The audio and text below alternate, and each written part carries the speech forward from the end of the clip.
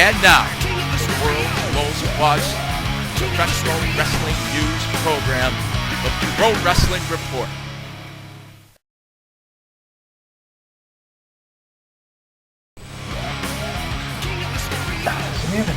Welcome, ladies and gentlemen, to this very special edition of the Pro Wrestling Report. It is our 10-year anniversary retrospect.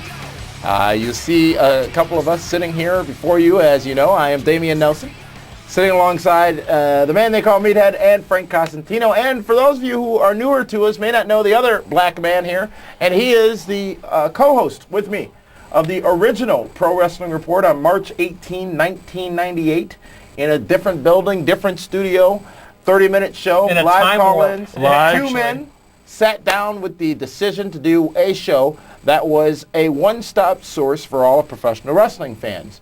The internet was growing. People were going to numerous locations to get their news, to get their wrestling information. We said there should just be one place, so we created it. We took your phone calls live. We gave you all the latest true, factual professional wrestling information. I had hoop earrings and a pager, beeper as it was called, and that bitch Loso kept calling me. I don't know what that meant.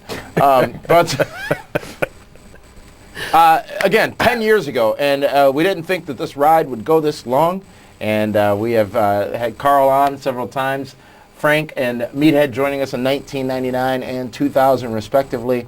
And really, we couldn't have done it without you, the fans. So we're going to take this few minutes that we have with you here at PWRshow.com and talk to you about the last 10 years and our single greatest memory as it pertains to the Pro Wrestling Report or the world of professional wrestling in those last 10 years. 1998, WCW was winning in the ratings. WrestleMania 14 was going on. It was my third WrestleMania at the time. Was it my third? 12, 13, 14. Yes, indeed. 14 was in Boston, Massachusetts. I had not yet learned to hate Meathead. But it was I thought he was a really swell guy. It was brewing.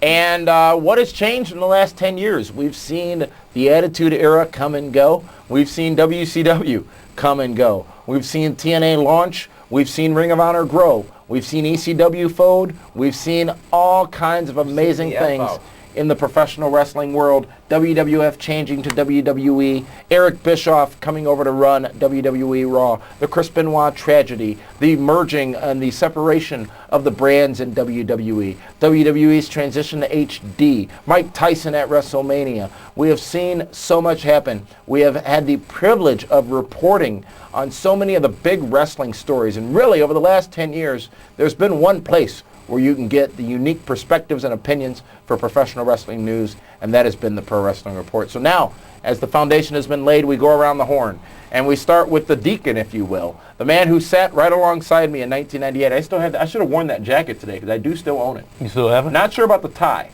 but I certainly do still own it. I don't have the pager or the earrings anymore. But you have a hat. Yeah, where's the cowboy hat is what I want to know. Do you know how many of our new viewers probably have no clue about that damn cowboy hat era? Here's a story of the cowboy hat, which I wore for 3 or 4 years. Well, are you on talking this about show. the original or the one we made you buy? We'll talk about the original. Okay. And then we'll talk about the one I bought at State Fair.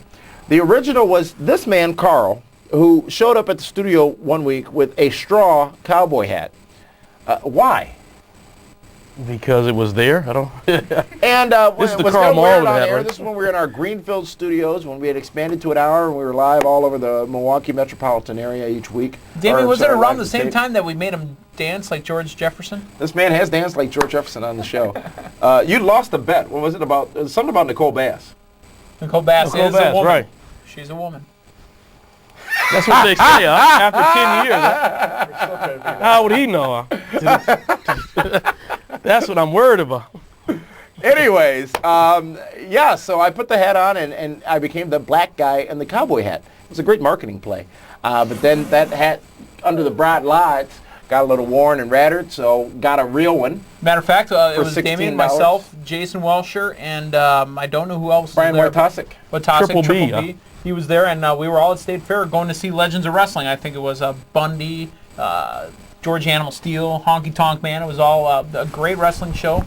And said, Damien, it's time to get a real one. We got him a black Resistol. And I did it 2 years after JR, and I did it because I aspired to be JR one day. His email at one point was good old DN at. It still is. Thanks for Okay. telling the world.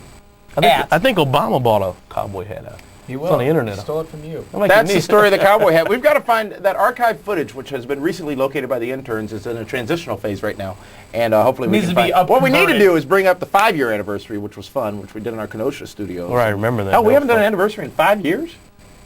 Yeah. Sweet Jesus. We're, quickly, though, let's go to the man who helped originate the Pro Wrestling Report, a man who I met at Kosciuszko. I remember For that. the Yeah. Polish Center. that are watching this, it's Kosciuszko. Carl Love, ladies and gentlemen. Carl Wesley Love. I remember when I met Carl Wesley Love. Carl Wesley Wesley Love. Muhammad Weiss Leinenkugelov Love Jr. the Third. Because Obama. Carl would show up at the show every week with a different name, like he just did. Carl expect us to call Obama. You him. can put a bomb on there. But anyways, quickly, Carl, 10 years. You haven't been on the show regularly as of late because you have 14 jobs, Kofi. But Wow, that was like a Jamaican joke. Right? your biggest, your Game on. PWR memory over the last 10 years. You know, I think there's really, well, the one that sticks out is when we met Owen Hart at State Fair Park. 1999 did one of the last interviews. One of the with last him, interviews. Which That- and that- unfortunately, it was is not one of the last interviews we did because Sensational Sherry was another final interview done with. Yeah, but meeting on Owen Hart, you did most of the interview, but met the man off camera, real nice guy. And it was tragic that he had to go the way he did. Because I actually watched that pay-per-view when it happened to him. Over the when edge. mistake happened. Yeah, it was really sad. But to meet the guy was he was just class, just total class. I really enjoyed him. But that really sticks out out of the 10 years. I think that we doing the pro. And Wrestling Report. we've had the opportunity to talk to Roddy Piper, Sable Renamero, the Mouth of the South Jimmy Hart, Josh Matthews is currently with WWE. We've had Joey Styles on this program. Don Callis has been on this program. Most recently, Sonny, Chris Jericho, Iron Sheik, Cowboy Bob Orton. The Headbangers, our original interview, had Romines. Is that my part? At Roman! Where? We party every day. Except for President's Day. And Yom Kippur. and when it's our 10-year anniversary. and Gimmick one intact. other big name, James E. Cornette, one of my favorite interviews we've ever done on interview. this show. By the way, don't drink Sierra Mist. It's like donkey piss, according to him. But I mean, the legends that have passed through, Yeah. Bobby the Brain Heenan, Nick Bockwinkel's been in this very studio. The legends that we've had the privilege of speaking to goes a very long way in, and that's the goal of this show. And one thing that we strove to do and strive to do is we don't sensationalize crap. We don't get into, when I did the Sunny interview, I could have talked about Sable. I could have talked about all the drama and the issues. I could have talked about her drug problems.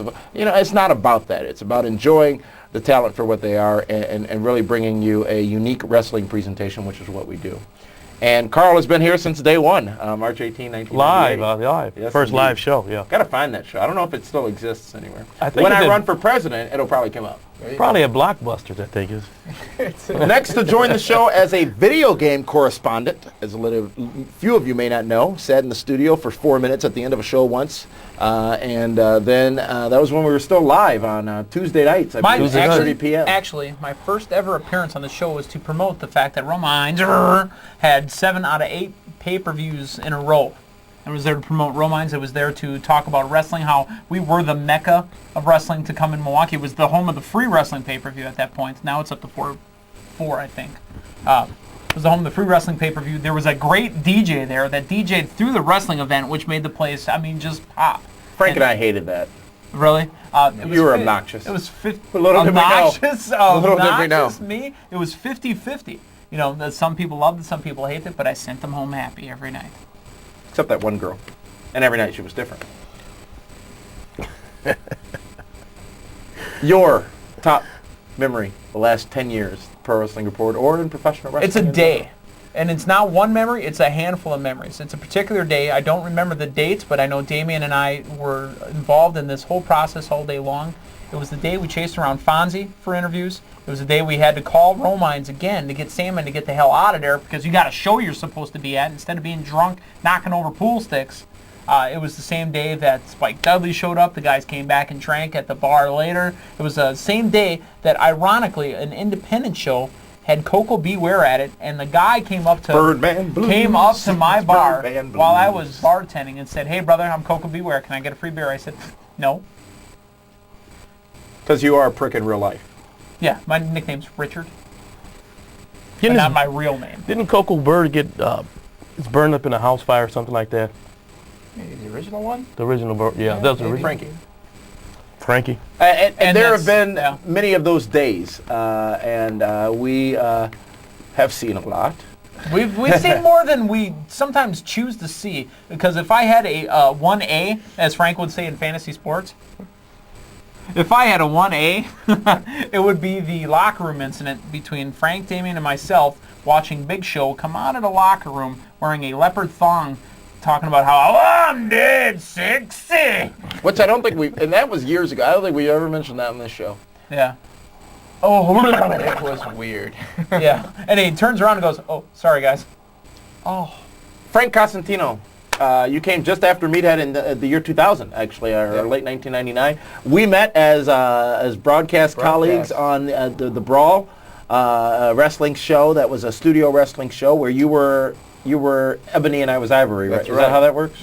I think so. Okay. And we've been broadcasting for years together, since '98 pretty much. And Frank, you've been the rock of this show, and the man who we have joked about being HBK because you show up when you choose to. But really, This is the original secret is- HBK yes, right here. indeed. This guy would show up once a month and go, "Hey, I'm here to talk Goldberg. I predict, I predict, I predict." And most But never wrong for 10 And years. sometimes Carl is more mentally draining than Meathead, and that's saying a lot. Never wrong for 10 But years. Frank, your most prevalent memory over the last 10 years of being a part of this program? like me, that said, there's so many.